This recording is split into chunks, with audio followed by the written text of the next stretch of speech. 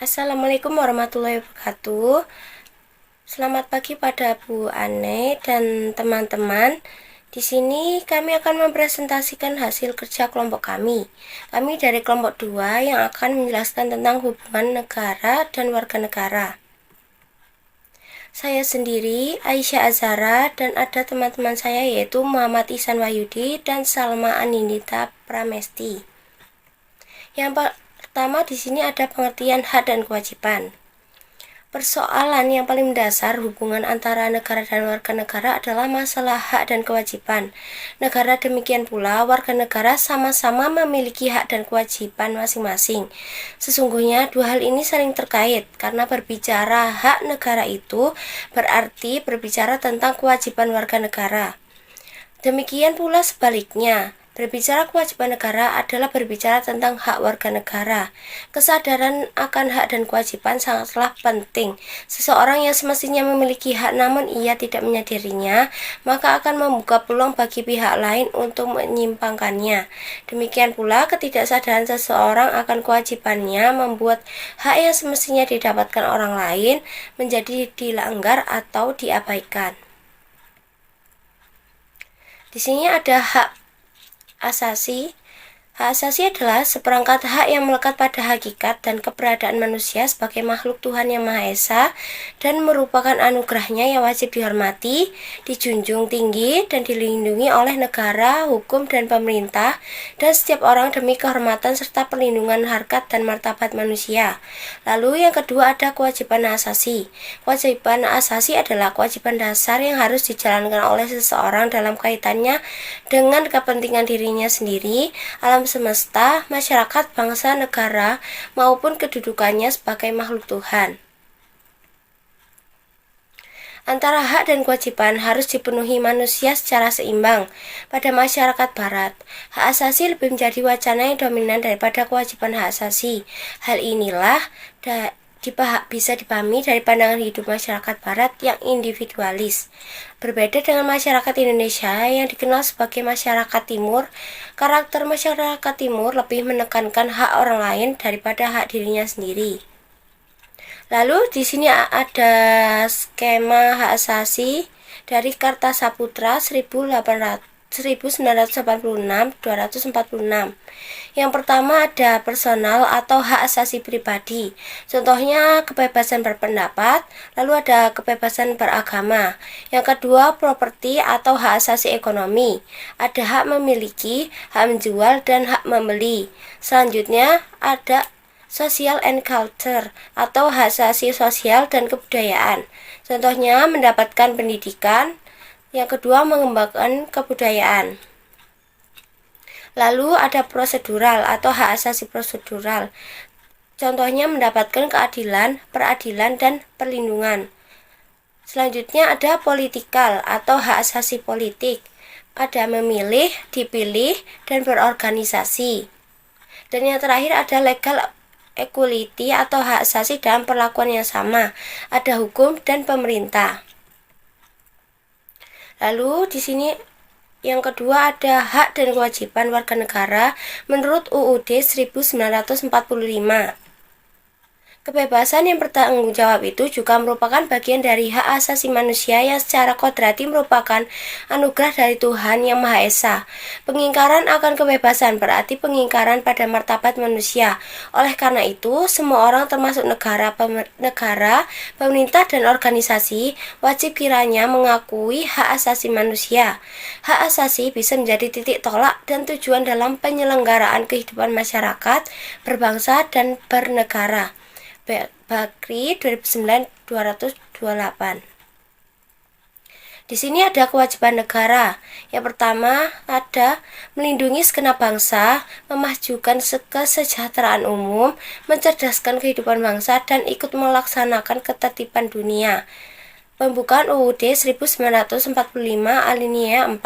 Yang kedua ada perlindungan, pemajuan, penegakan, dan pemenuhan hak asasi manusia adalah tanggung jawab negara, terutama pemerintah. Pasal 28I ayat 4. Yang ketiga, menjamin kemerdekaan tiap-tiap penduduk untuk memeluk agamanya masing-masing dan untuk beribadat menurut agamanya dan kepercayaannya itu. Pasal 29 ayat 2.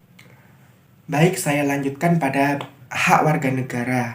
Di sini ada beberapa poin mengenai hak warga negara. Yang pertama yaitu pekerjaan penghidupan yang layak, terdapat pada pasal 27 ayat 2. Kemudian berserikat dan berkumpul, mengeluarkan pikiran dengan lisan dan tulisan yang terdapat pada pasal 28. Kemudian pada pasal 28B ayat 1 yaitu membentuk keluarga dan melanjutkan keturunan melalui perkawinan yang sah. Kemudian memperoleh kesempatan yang sama dalam pemerintahan sesuai pasal 28D ayat 3. Adapun kewajiban warga negara, yaitu yang pertama menjunjung hukum dan pemerintahan itu dengan tidak ada kecualinya, sesuai pasal 27 ayat 1. Kemudian menghormati hak asasi manusia orang lain dalam tertib kehidupan bermasyarakat, berbangsa, dan bernegara, sesuai pasal 28J ayat 1. Kemudian pada pasal 30 ayat 1 yaitu ikut serta dalam usaha pertahanan dan keamanan negara. Kemudian pada pasal 31 ayat 2 yaitu mengikuti pendidikan dasar. Adapun pandangan pemikir tentang hubungan negara dan warga negara. Yang pertama yaitu pluralis, di mana kaum pluralis berpandangan bahwa negara itu bagaikan sebuah arena tempat berbagai golongan dalam masyarakat berlaga. Masyarakat berfungsi memberi arah pada kebijakan yang diambil negara. Pandangan pluralis persis sebagaimana dikatakan oleh Hobbes dan John Locke bahwa masyarakat itu mendahului negara. Masyarakat yang menciptakan negara dan bukan sebaliknya, sehingga secara normatif negara harus tunduk kepada masyarakat.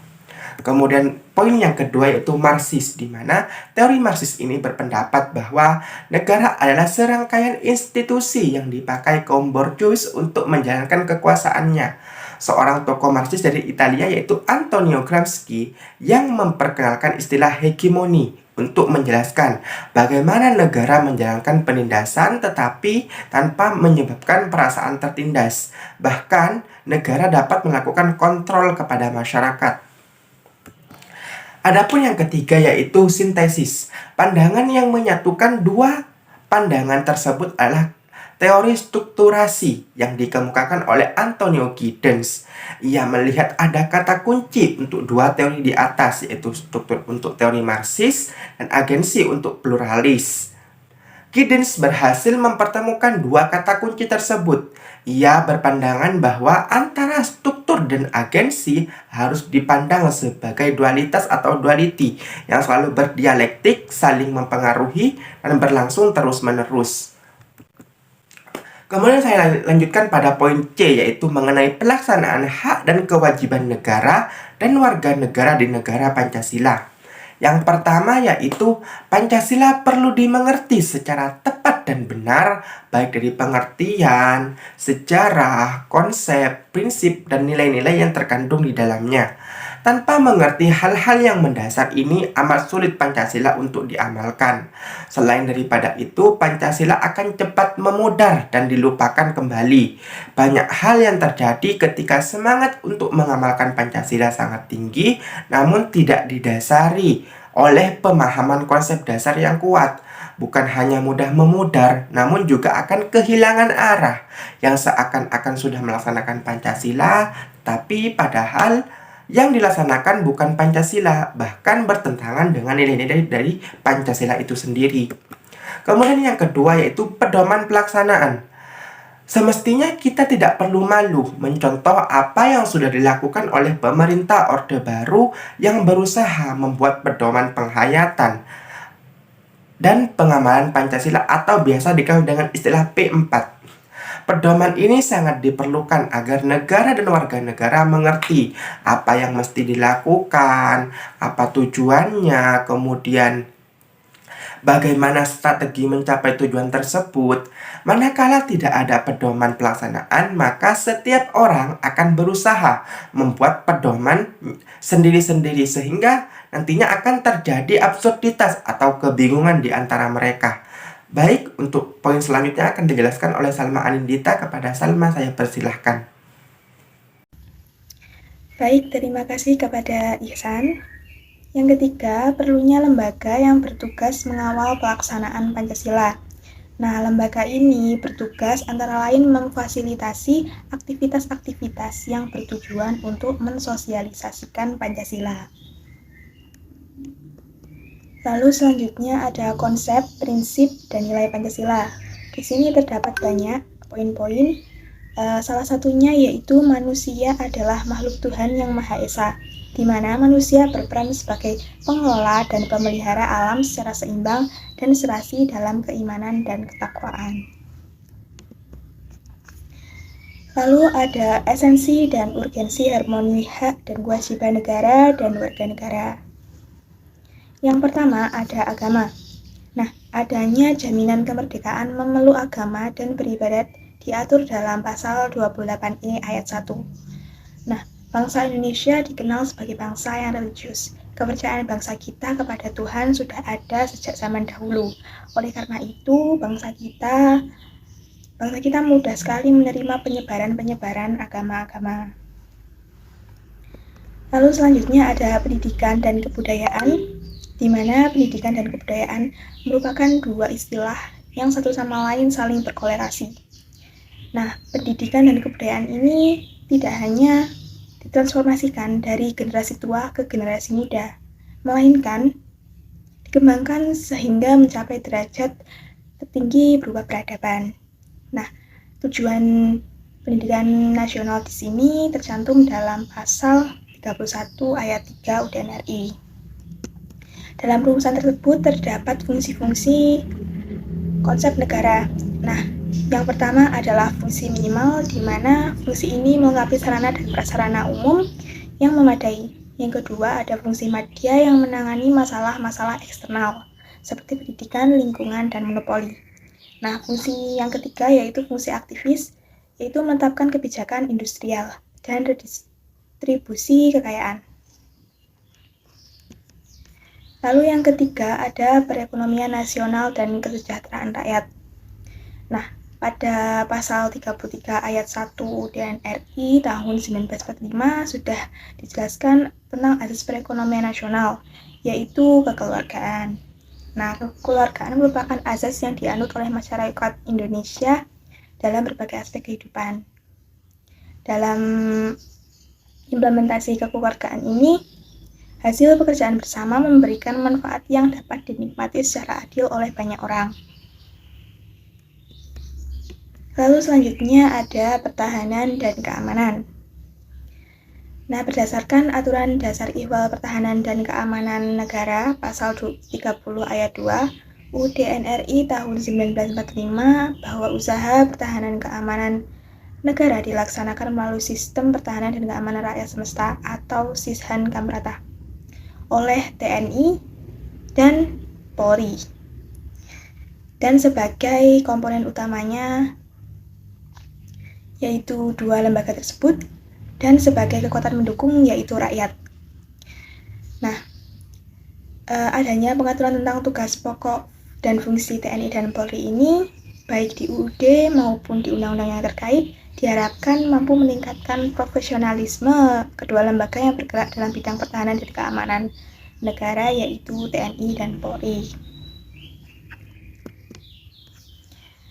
Berikut adalah studi kasus dan penyelesaian mengenai menciptakan hak dan kewajiban yang baik di lingkungan masyarakat.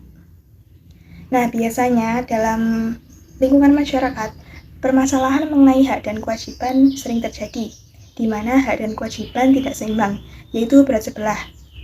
Yang kebanyakan adalah banyak menuntut hak dan melalaikan kewajiban. Oleh karena itu, permasalahan ini dapat diatasi dan diselesaikan sesuai dengan UUD 1945 pasal 28.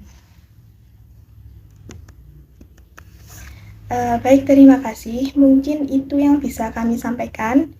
Kurang lebihnya kami mohon maaf. Wassalamualaikum warahmatullahi wabarakatuh.